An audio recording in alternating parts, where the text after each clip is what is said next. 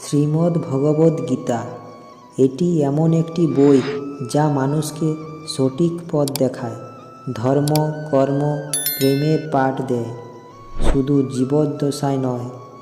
গীতার জ্ঞান জীবনের পরবর্তী সময়ের জন্য উপযোগী বলে মানা হয়। এই বইয়ে ভগবান শ্রীকৃষ্ণের সেই উপদেশগুলির বর্ণনা করা হয়েছে যেগুলি তিনি মহাভারতের যুদ্ধের সময় শ্রী অর্জুনকে দিয়েছিলেন। গীতায় 18টি অধ্যায় এবং 700টি শ্লোক রয়েছে, যাতে ধর্মের পথে চলার সময় ভালো কাজ করার শিক্ষা দেওয়া হয়েছে।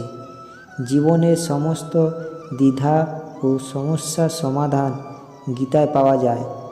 এটা মনে করা হয় যে গীতার বাণী অনুসরণ করলে জীবন বদলে যায় এবং মানুষ প্রতিটি কাজে সাফল্য পান। আসুন জেনে নিই শ্রীমদ্ ভগবদ্ গীতার অমূল্য উপদেশগুলি।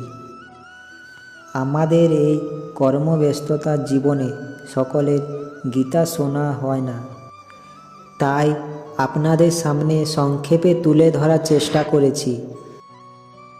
ভিডিওটি সকলে সম্পূর্ণ দেখুন এবং চ্যানেলটি সাবস্ক্রাইব ও লাইক করে পাশে থাকবেন এবং সকলের কাছে গীতার বাণী পৌঁছে দেওয়ার চেষ্টা করুন।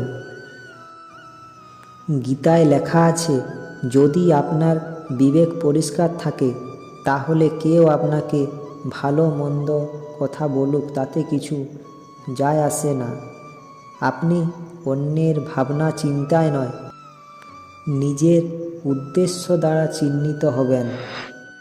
শ্রীকৃষ্ণ বলেছেন, দম্ভ, অহংকার, ক্রোধ, কঠোরতা এবং অজ্ঞতা সবই আসুরিক সম্পদ নিয়ে জন্মগ্রহণকারী মানুষের লক্ষণ।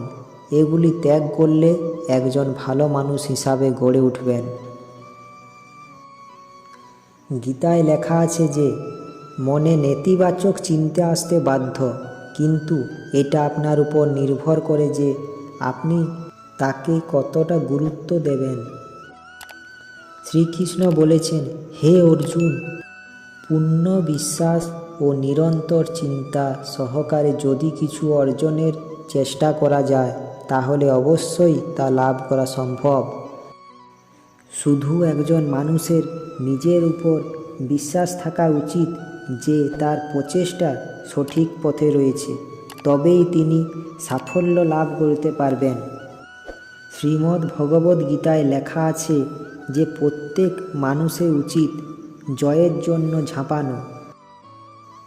অনুপ্রেরণার সবচেয়ে বড় উৎস হলো আপনার নিজের চিন্তা।